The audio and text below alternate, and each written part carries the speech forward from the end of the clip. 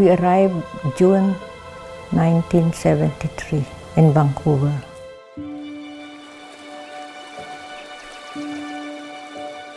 For a long time, I was the only one of Opus Dei in this city.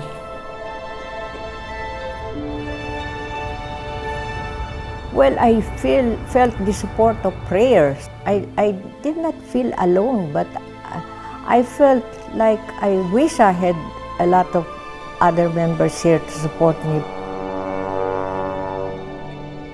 I always remembered Saint Josemaria's advice that if we are faithful to our plan of life, we will persevere in our vocation. Estamos todos unidísimos por la comunión de los santos. Y tú no estabas sola entonces, estaba toda la obra contigo y toda la iglesia, porque la comunión de los santos es una realidad maravillosa.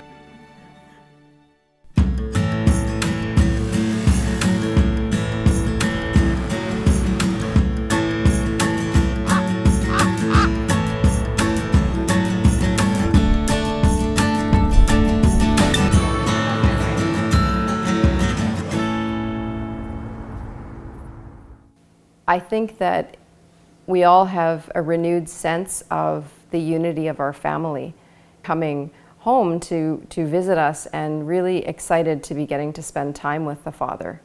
Good afternoon, Father, and welcome to Canada. We are so honored to have you here with us today. Just like a family gathering, and we can tell him all the things that we have been doing, all the things that we are looking forward to be doing. Would we be able to play a piece on piano for you, and then after could we have a photo with you?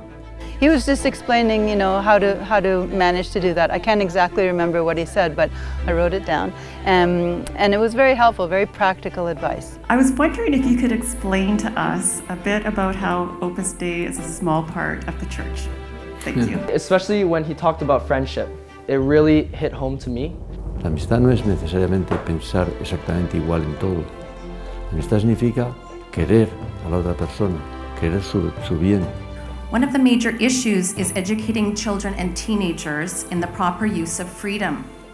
Many find this very challenging, as society seems to be pulling young people in the wrong direction.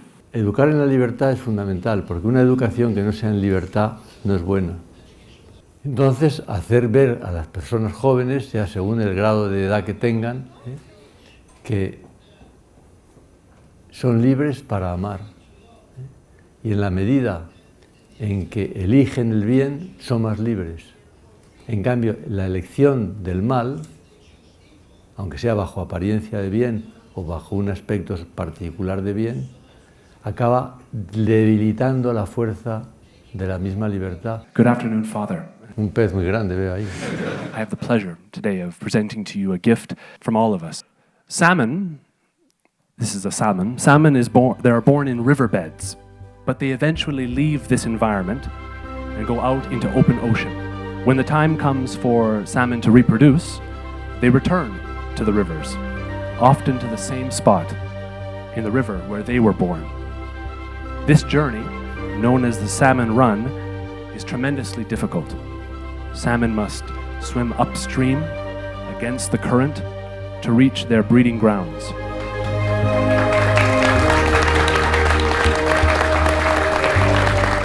No debemos tener temor de ir contracorriente cuando es necesario. Tenemos que tener, y para eso necesitamos formación seria, tener convicciones firmes, para no dejarnos llevar por los vientos que soplan de un lado o de otro, de los ambientes, y así seremos más libres, porque seremos más dueños de nosotros mismos, menos dominados por los ambientes, por las modas, etc. Father, here in Canada, like many other places around the world, there's a particularly strong push for progressive movements such as abortion, euthanasia, moral relativism. I find that people are quick to label, and once they know I'm a practicing Catholic, they no longer want to talk about certain topics. In their minds, after the Supreme Court rulings, the battle is won and the decision is final. Could you please share some ideas how we could do better to spark the conversation and how we can maintain hope when the rest of the world claims the battle is over? La batalla no ha terminado porque evidentemente todavía estamos luchando. No ha terminado la batalla. Y de todas maneras, a veces puede venir la impresión, efectivamente, de que se está perdiendo terreno, ¿eh? Pero de todas maneras, hay que pensar también con una visión un poco histórica general. Es decir, que hay momentos de la historia, efectivamente, que se retrocede un poco, otros se avanza. Pero en el fondo hay que pensar mucho en Jesucristo.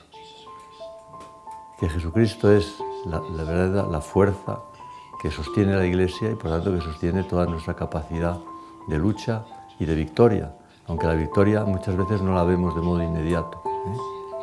Tenemos que tener una confianza, sobre todo, no en nuestras fuerzas, sino en la fuerza de Jesucristo.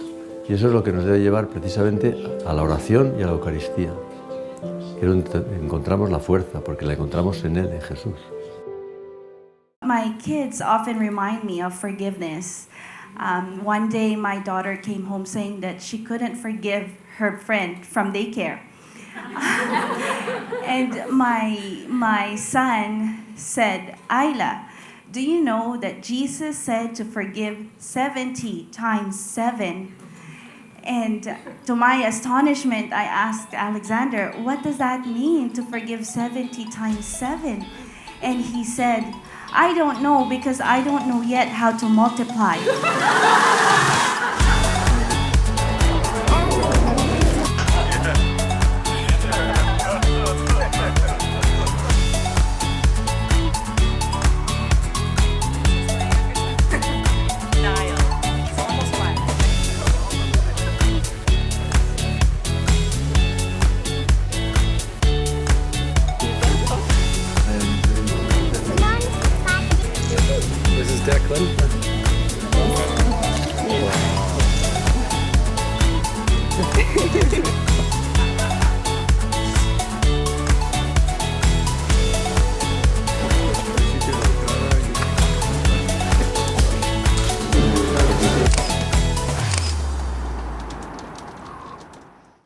Nuestro Padre decía que viéndoos a vosotros, a mí me queda la esperanza.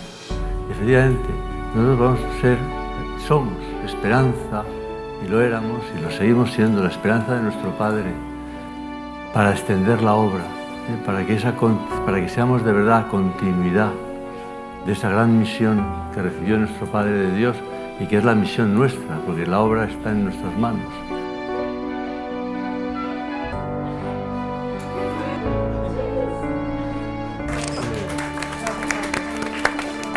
Todos tenemos la misma vocación, todos tenemos la misma misión, que es, como decía nuestro Padre, que es poner a Cristo en la cumbre de las actividades humanas, en la actividad nuestra y en la actividad de las personas que tenemos alrededor, y ir extendiendo este amor de Dios, este don de Dios por todo el mundo.